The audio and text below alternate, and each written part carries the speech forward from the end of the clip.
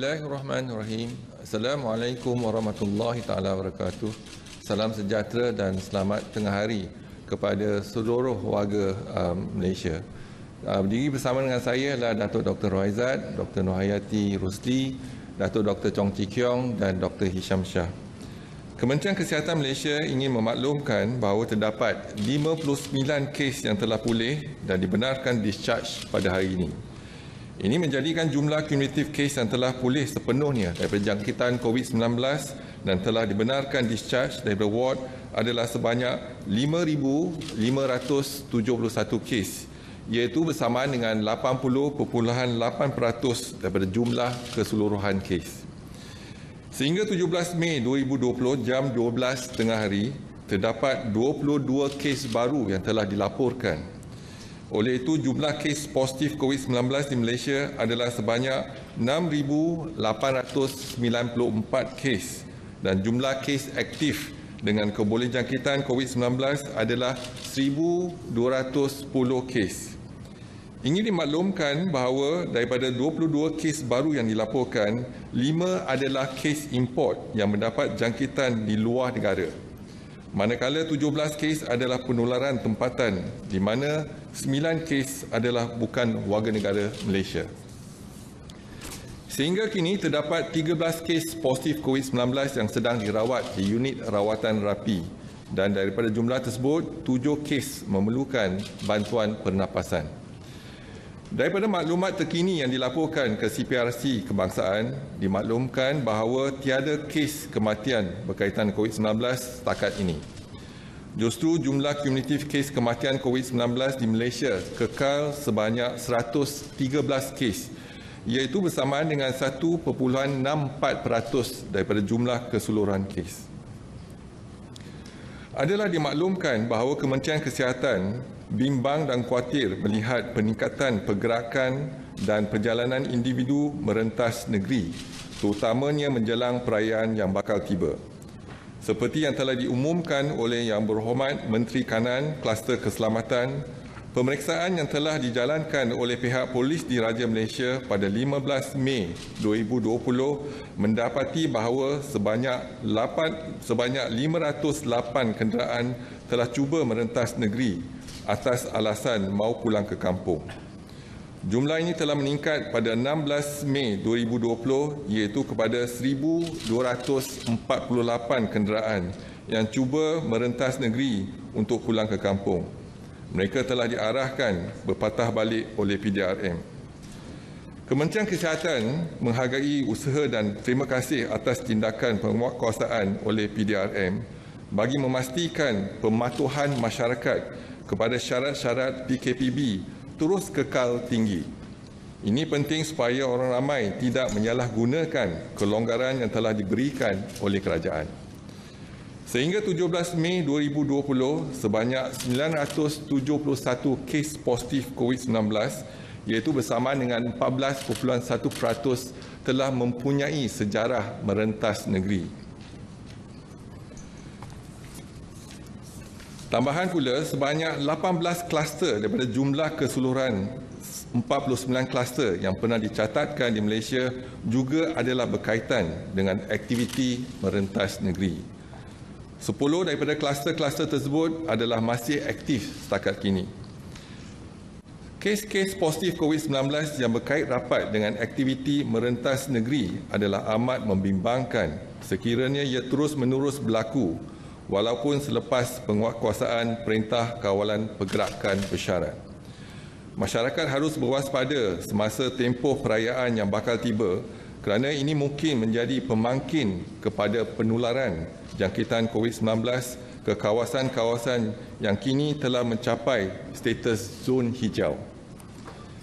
Tindakan pembendungan wabak COVID-19 di negara kita sememangnya merupakan tanggungjawab setiap seorang rakyat Malaysia. Adalah amat penting pemekasaan awam termasuk pemekasaan komuniti, keluarga dan individu seperti mana yang telah disarankan oleh Pertubuhan Kesihatan Sedunia. Oleh itu, tindakan ini wajar dijadikan satu kelaziman dalam kehidupan seharian selagi COVID-19 masih wujud. Semua peringkat dan lapisan masyarakat perlu mengambil tanggungjawab sosial dalam memerangi wabak COVID-19 di Malaysia dengan kekal patuh kepada SOP, iaitu yang pertama, syarat-syarat seperti yang ditetapkan di bawah PKPB. Yang kedua, orang yang berisiko tinggi seperti kanak-kanak, bayi, warga emas dan orang kurang upaya perlu dilindungi. Manakala individu tidak sihat dan bergejala dikehendaki segera menjalani pemeriksaan kesihatan. Amalkan penjarakan sosial pada setiap masa, iaitu sekurang-kurangnya 1 meter. Orang ramai turut diingatkan supaya patuh kepada 3C dan 3W seperti disarankan oleh Kementerian Kesihatan. Elakkan 3C, iaitu elakkan kawasan yang sesak, crowded place, elakkan kawasan yang sempit, confined space, dan elak bertutur dengan jarak yang dekat, close conversation. Amalkan 3W, iaitu kerap mencuci tangan dengan air dan sabun, iaitu wash. Sangat digalakkan memakai alat penutup hidung dan mulut di tempat awam atau jika bergejala, that's wear.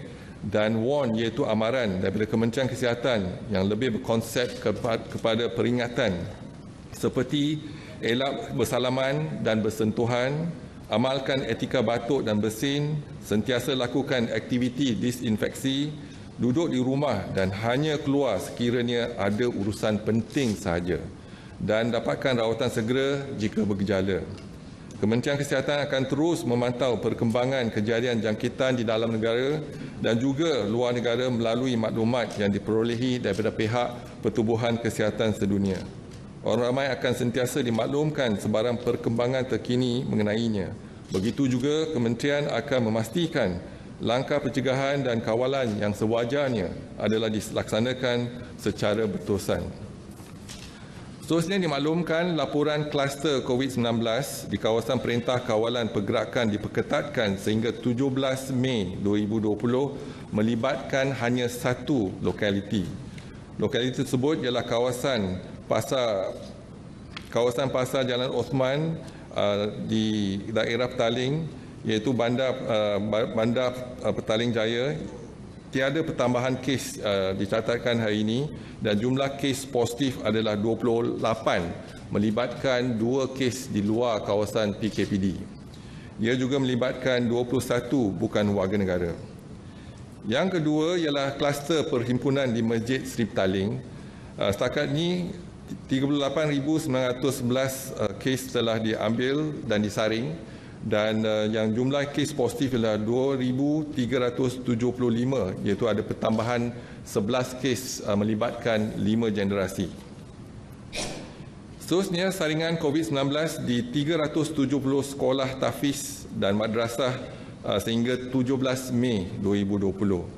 Jumlah pelajar, guru dan kaki tangan yang telah dikenal pasti ialah 19,771. Dan jumlah sampel yang diambil dan diuji adalah 13,656 bersamaan dengan 69.1%. Jumlah kes positif ialah 658, iaitu bersamaan dengan 4.8%. Mereka yang bergejala adalah 96, iaitu 14.6%. Manakala mereka yang positif dan tidak bergejala adalah 562 bersamaan dengan 85.4%.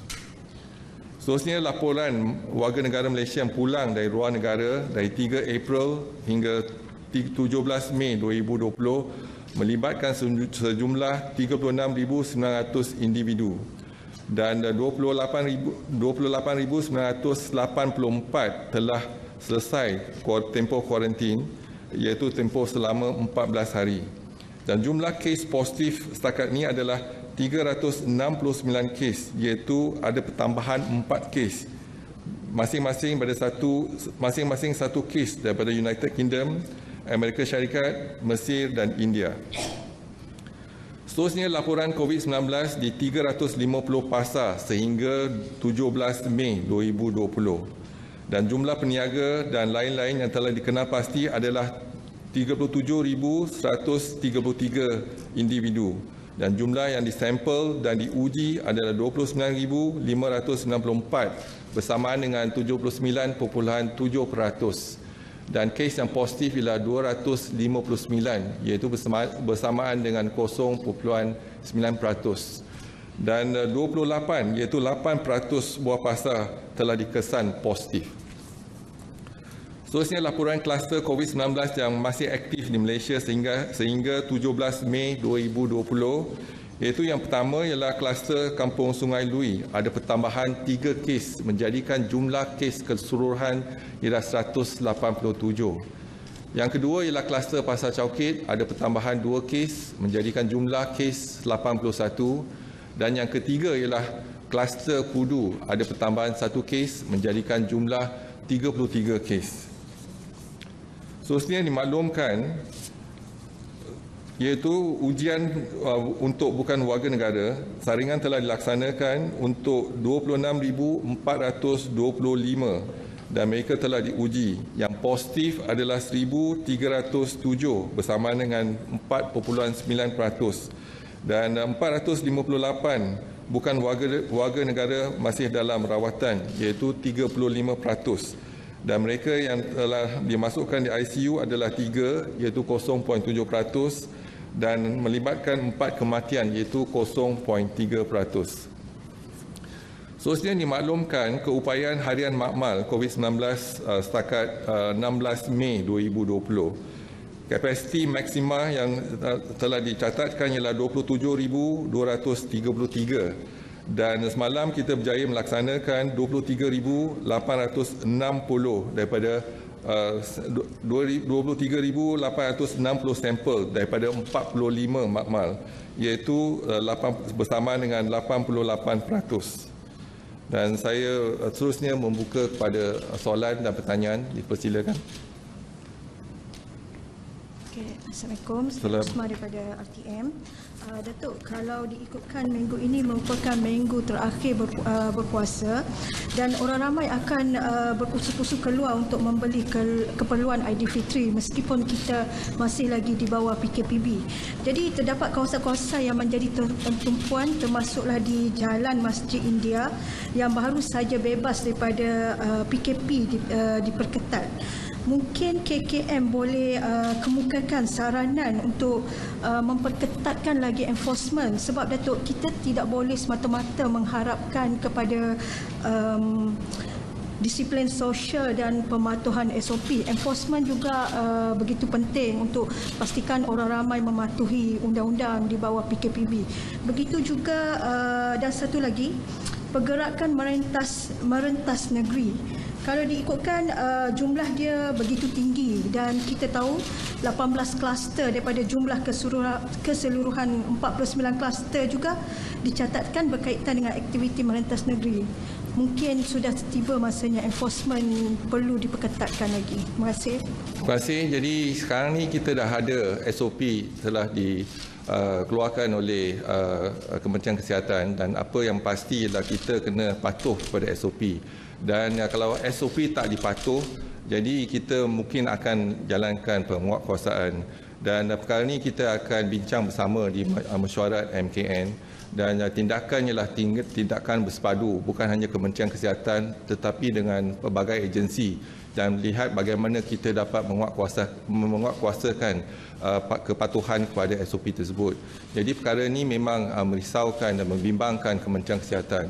Tetapi Kementerian Kesihatan merayu kepada setiap individu, setiap keluarga dalam masyarakat supaya patuh. Walaupun kita ada di tempat, di kedai ataupun di supermarket, pastikan kita ada SOP dan kita patuh pada SOP tersebut. Ini adalah untuk melindungi kita daripada jangkitan COVID-19, sebab kita tak nampak virus COVID ni. Jadi apa yang pasti ya, kalau kita dapat jarakkan iaitu sekurang-kurang 1 meter, jadi kita tak dijangkiti, dan juga sentiasa menggunakan hand sanitizer dan pakai mask kalau di tempat awam. Inilah saranan daripada Kementerian Kesihatan, dan kita harap perkara ini dipatuhi di setiap tempat. Dan penguatkuasaan akan kita bincangkan bersama nanti di mesyuarat MKN untuk melibatkan pelbagai agensi. Yang itu pertama. Yang kedua, memang betul kalau kita lihat memang tindakan kita telah laksanakan untuk penguatkuasaan untuk merentas negeri. Jadi kita tak nak kes-kes contoh ni di wilayah Persekutuan dan juga di Selangor yang ada di zon merah. Apabila mereka pulang, besar kemungkinan mereka boleh membawa virus tersebut. Dan apa yang kita bimbang ialah kalau mereka merentas negeri zon hijau, di negeri yang zon hijau mungkin akan juga mendapat jangkitan nanti. Jadi kita juga melihat pada pengalaman di luar negara, iaitu di Iran contohnya, apabila mereka ada perayaan dan ramai di kalangan penduduk mereka balik ke kampung dan jangkitan juga meningkat. Jadi kita pasti akan meningkat jangkitan kalau kita tak patuh pada SOP. Dan merentas negeri kita tidak benarkan. Tetapi apa yang penting lagi dalam kalau kita lihat dalam negeri tersebut, kalau kita boleh kurangkan dari segi merentas daerah dan juga hadkan dari kita mengunjung dalam musim perayaan. Kalau kita lihat, kita sekarang ni memperkasakan komuniti, kita memperkasakan keluarga dan individu. Jadi sekurang-kurangnya individu dan keluarga boleh mengambil tindakan positif. Contohnya curfewkan rumah tersebut. Jadi perayaan kali ini perayaan di rumah, iaitu rumah tertutup. Yang ni yang kita nak pastikan. Walaupun ahli keluarga yang pulang daripada daerah lain, pastikan mereka amalkan SOP, iaitu meningkatkan kebersihan dan juga mengambil langkah-langkah pencegahan seperti mana yang telah disarankan oleh Kementerian Kesihatan. Assalamualaikum Datuk. Baru ini Datuk ada berkongsi artikel yang berkenaan kemungkinan virus COVID boleh masuk melalui mata. Jadi adakah selepas ini KKM akan menggalakkan penggunaan face shield? Jadi yang ni satu virus tersebut akan masuk dalam tubuh kita kalau kita sentiasa menggosok mata kita ataupun dengan menggunakan ataupun jangkitan daripada tangan kita dan kita sentuh pada muka dan sebagainya. Dan apa yang kita kena sarankan ialah yang penting kalau kita ada penjarakan yang sekurang-kurangnya 1 meter, jadi kita dah elakkan satu, iaitu benteng kita untuk dijangkiti. Itu yang pertama. Yang kedua, kalau di halayak ramai ataupun di tempat awam, kita kena pakaikan mask. Dan kalau mereka di tempat awam, pastikan sentiasa cuci tangan dan jangan sentuh mata dan muka. Inilah saranan yang telah nasihatkan kepada semua untuk kita amalkan. Jadi atas kita sekarang ni, kita lah menjaga kita menjaga keluarga kita dan kita menjaga masyarakat kita. Assalamualaikum Datuk. Assalamualaikum. Datuk, awal bulan ni Datuk kata bahawa mempunyai sakit positif COVID-19 pertama yang diuji dengan ubat antiviral remdesivir. Ada update tak Datuk mengenai jumlah pesakit yang ambil ubat tu dan sejauh mana keberkesanannya Datuk? Setakat ni kita ada 9 hospital yang telah masuk dalam kumpulan kajian, iaitu Solidarity Trial, yang ubat kita pun dah terima untuk 100 pesakit. Tetapi kalau kita lihat sekarang ni pesakit kita semakin kurang. Jadi ubat ni kita gunakan untuk pesakit dalam kategori 4 dan 5. Dan pesakit di ICU pun kita lihat dah kurang dah. Jadi kita dah mulakan untuk menggunakan kepada pesakit kita. Yang pertama kita gunakan di Hospital Sungai Buloh dan yang 9 lagi hospital masih kita melaksanakan ujian ataupun gunakan ubat tersebut, tetapi masih dalam proses penggunaan. Jadi tempoh dia menggunakan ubat tersebut tu lebih daripada 2 minggu. Jadi kita lihat akan setakat ni tak ada masalah apa dalam segi penggunaan ubat, tetapi apa yang pasti ialah ini satu kaedah untuk kita membuat rawatan. Kita juga memberi ubat-ubat yang lain, tetapi yang ini untuk kajian yang kita gunakan untuk remdesivir itu yang untuk pesakit-pesakit kita sebagaimana mengikut protokol kajian yang telah diberi oleh Pertubuhan Kesihatan Sedunia. Datuk, before this you have mentioned the cluster, executive cluster, the UDA has donated, there are 9 patients who has been recovered and discharged, donated blood for KKM to do research on their plasma. So is there any updates on this? Yeah, so far we have 9 patients donated the plasma for research as well as to be used by patient. So they donated 9 of them 3 of them donated twice. So we have actually, so each donation about 500 meals. 500 meals, we are able to have 250 meals per pack. So we have 12, 9 plus 3, second donation is 12. So we have 22 plasma ready. So we have that in place, but we have not used it for the 22 plasma is available in our setup. If there's a need, then we will use the plasma. So we also have distributed this plasma not only in Kuala Lumpur but also to Kuching, Sarawak, as well as in Sabah. So I think the only thing is that when to use this. So we already have the capacity, but if there's an indication to use the plasma, we will, especially in those patients who have poor immune response. Because this plasma from the infected patient before, they have a high antibody response. So that's the reason why I think we can actually use the plasma for this if it's indicated. So far, we have not used it, but we have 22 packs ready. We also have another 10 patients willing to come forward to do, already willing to come forward, but we are screening them before we continue to take the plasma and then to have the plasma to treat other patients. So far, I think a good response so far. Yeah. Okay. Assalamualaikum, Dato'. Salam. Here. Ada pasaraya tertentu yang meletakkan syarat umur untuk masuk. So my question is, how young or how old is considered high risk?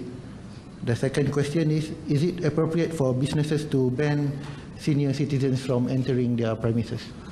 So the high risk group, kalau kita kata high risk group ialah warga emas. The definition of warga emas ialah 60 tahun ke atas. Dan especially ataupun kalau 60 tahun ke atas dan ada penyakit-penyakit kronik, contohnya kencing manis darah tinggi, jadi risiko mereka lebih tinggi.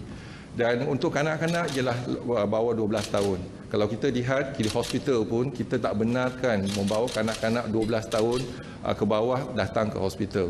Jadi kerana kita bimbang ada jangkitan kuman di klinik ataupun di hospital. Kalau boleh jangan bawa kanak-kanak yang berumur 12 tahun ke bawah dan juga warga emas yang berumur 60 tahun ke atas, terutamanya mereka yang ada penyakit kronik datang ke tempat-tempat awam, contohnya di hospital ataupun di supermarket. Jadi inilah nasihat kita kepada golongan yang berisiko ni. Jadi elakkan. Apa yang penting ialah mereka yang bertanggungjawab, ibu bapa, pastikan mereka tak bawa anak-anak ke tempat awam dan juga di hospital.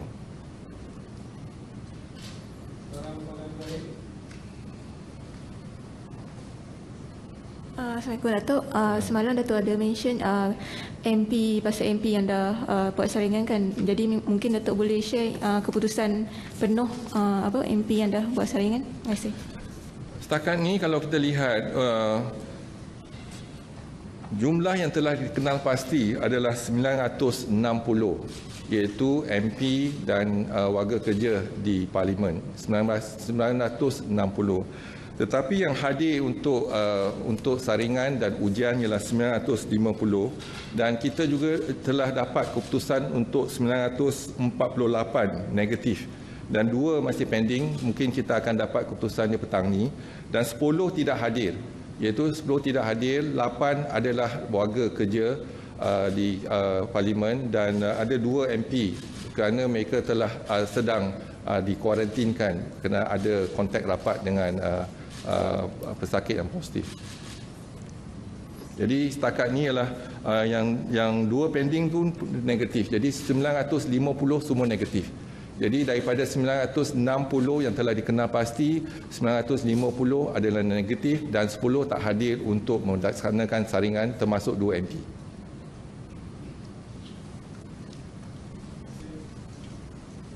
Okey, terima kasih. Sekian. Wassalamualaikum warahmatullahi wabarakatuh.